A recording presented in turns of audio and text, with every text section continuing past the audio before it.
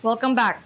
Today, we'll be interviewing a key player in these past events, the one who exposed Lucy and Joseph's alleged relationship, and the one who exposed Noah's products to be fraudulent. This person has contacted us after finding out that we too have been conducting our own investigations on the group, the Architects. He is a massive supporter of the Senator Ray Macabangon, who is a big opposition of the group.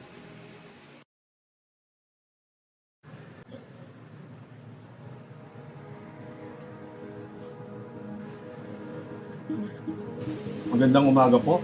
Ako si Frankie at ako ang mastermind sa pag-expose ng The Architects.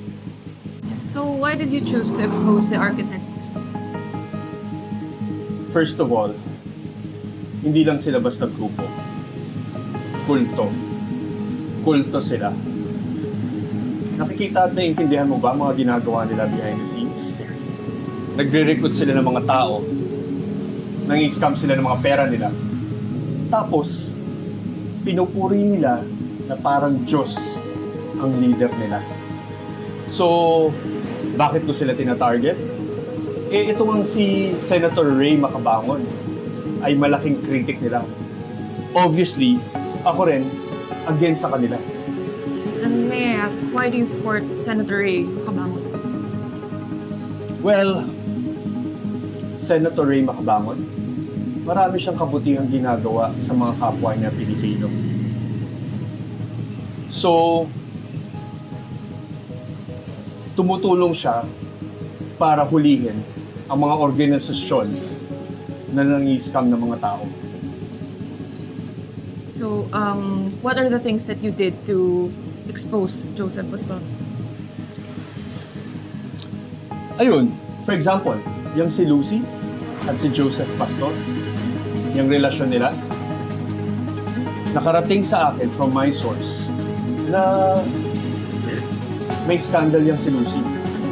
Tapos, posibleng kabit siya ng isang cult leader. Kaya, sinundan ko yung si Lucy. Ayun, nakita ko silang dalawa. Tapos, yung mga produkto ni Noah na yan, kiniklaim nila na epektibo sila.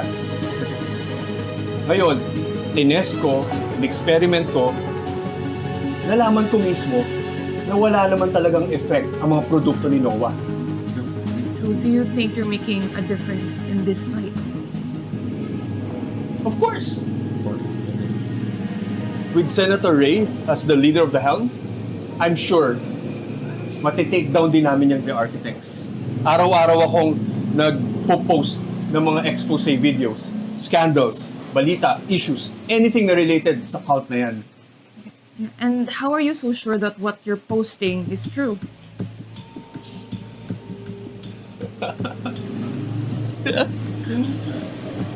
Kailangan ba? Well, yung kay Lucy at yung mga peking produkto ni Noah, totoo yun.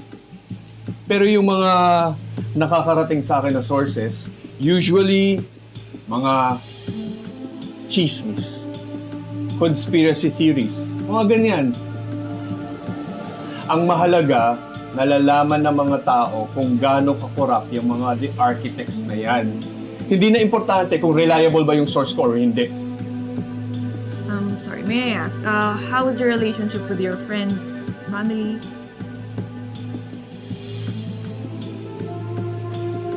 And how is that related? I just had to cover everything, Frankie. Friends.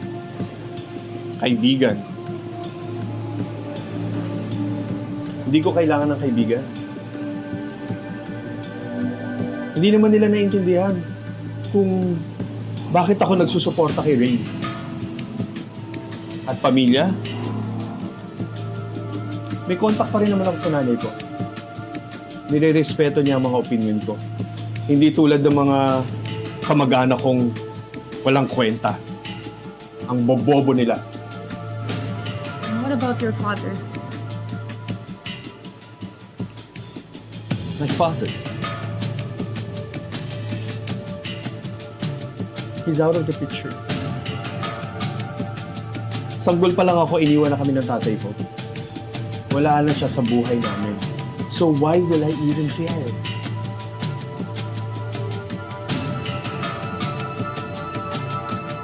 So do you think you can show us your latest work?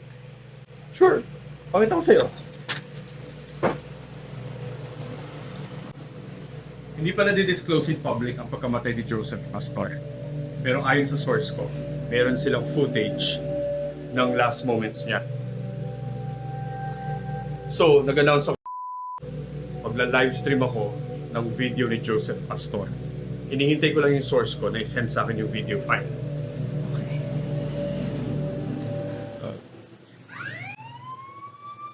Wait, narinig niyo ba yun? Sa labas lang yun ah. Mukhang nahuli na yung kapitbahay ko. Sinabi ko na nga ba nagdodroga yung mga yon. Frankie Garcia, lumabas ka. May arrest warrant kami. Hey Frankie, ikaw pa rin huliin. Ha? Bakit naman ako? Wala naman ako napatayo kahit ano. Frankie, what's happening? Palakuhan to. Frankie Garcia, sumama ka sa amin sa You have the right to remain silent. Ginawa ko. Anything you can and say to be Teka! used against you in the court of law. Wala akong ginagawang masama ha. Tara. Kailangan ko lang abogado. Hindi nyo pwede gawin sa akin to. Bawal yan. Sorry, what's happening? Currently, we're investigating Mr. Garcia as a suspect in an open case with Joseph Pastor. Suspect? I was just talking about it with me. Excuse me po. Pwede po ba magpa-picture? Wait lang po kasi ako. No.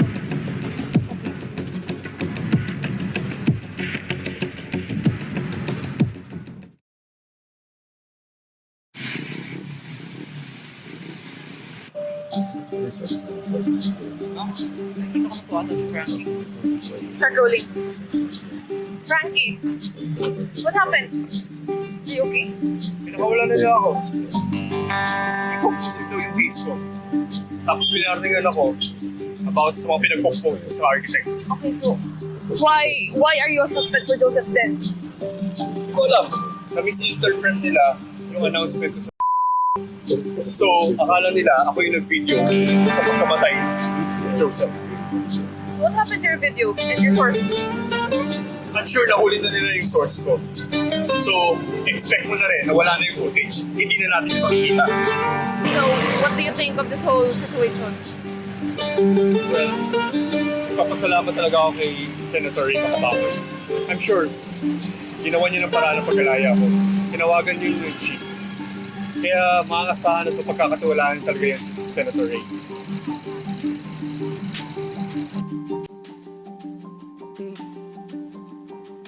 Sir, Senator Ray, what is your take on the arrest of your biggest fan, Frankie Garcia?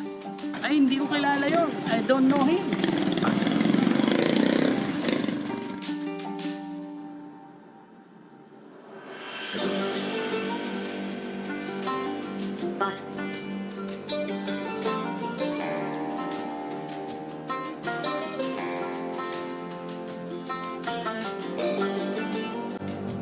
And that concludes our investigation for this episode.